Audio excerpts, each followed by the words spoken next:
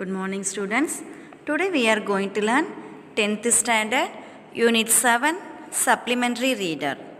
A dilemma. Uncle Philip was a bachelor, cunning and malicious, living alone.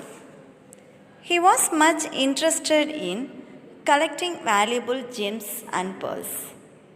On his deathbed, he called Tom, being the sole heir to their family.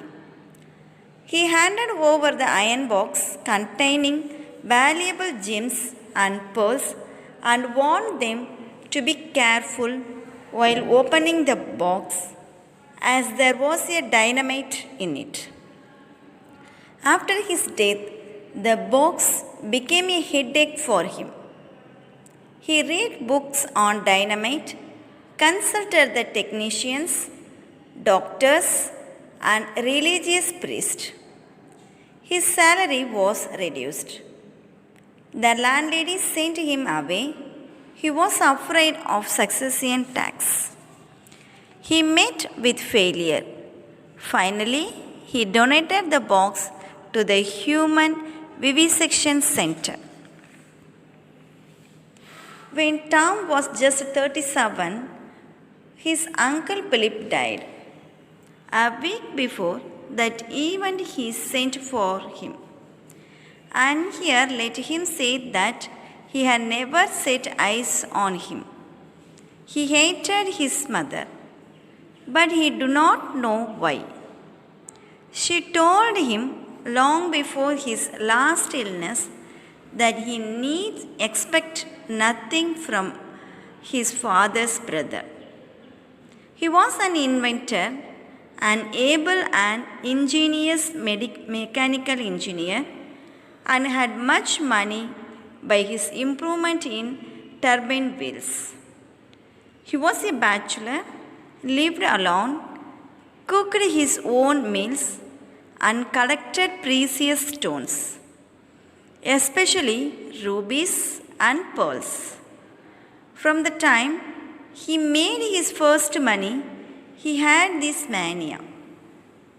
As he grew richer, the desire that possesses rare and costly gems became stronger.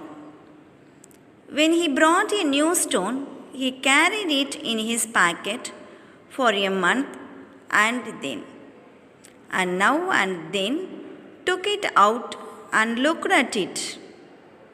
Then it was added to the collection in his safe at the trust company. At the time he sent for him, he was a clerk and poor enough. Remembering his mother's words, his message gave him, his sole relative, no new hopes, but he thought it best to go. When he sat down by his bedside, he began with a malicious grin. He suppose you think he cured. He will explain. What he said was certainly cure enough. He had been living on an annuity into which he put his fortune. In other words, he had been, as to money, concentric half of his life to enable him to be as eccentric as he pleaded the rest of it. Now he repented of his weakness to you all and desired to live in the memory of at least one of his family. He think he was poor and have only his annuity. He will be profitably surprised he have never parted with his precious stones. They will be yours. You are my soul here. I shall carry with him to the other world the satisfaction of making one man happy. No doubt you have always had expectations, and I desire that you should continue to expect. His jewels are in my safe.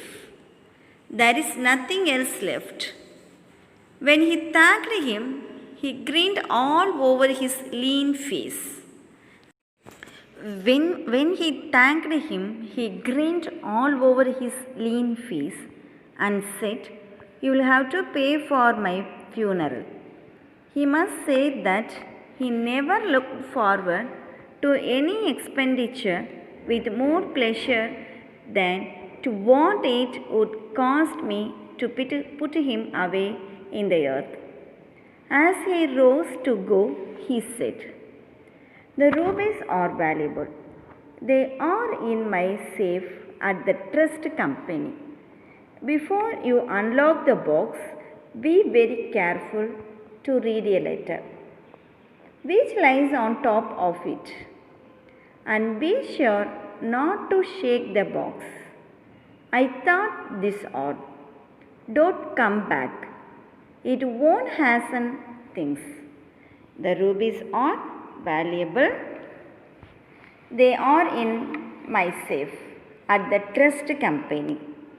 Before you unlock the box, be very careful to read a letter which lies on top of it. Which lies on top of it. And be sure not to shake the box. I thought this odd. Don't come back. It won't hasten things. He died that day next week and was handsomely buried. He died that next day and was handsomely buried. The day after, his will was found. Leaving his heir, he opened his safe and found in it nothing but an iron box, evidently of his own making, for he was a skilled workman and very ingenious. The box was heavy and strong, about 10 inches long, 8 inches wide, and 10 inches high. He died that day next week and was handsomely buried. The day after, his will was found. Leaving his heir, he opened his safe and found in it nothing but an iron box, evidently of his own making, for he was a skilled workman and very ingenious. The box was heavy and strong, about 10 inches long, 8 inches wide, and 10 inches high. On it lay a letter to him. It ran thus: "Dear Tom, this box contains a large number of very fine Pigeon blood rubies and a fair lot of diamonds. One is blue, a beauty. There are hundreds of pearls. One, the famous green pearl, and a necklace of blue pearls, for which any woman would sell her soul or her affections. I thought of Susan. I wish you to continue to have expectations and continuously to remember your dear uncle. I would have left these stones to some charity, but I had the poor as much as I had your mother's son. Yes, rather more. Yes, rather more." On it lay a letter to Tom. It ran thus: "Dear Tom, this box contains a large number of very fine pigeon, blood rubies, and a fair lot of diamonds. One is blue, a beauty.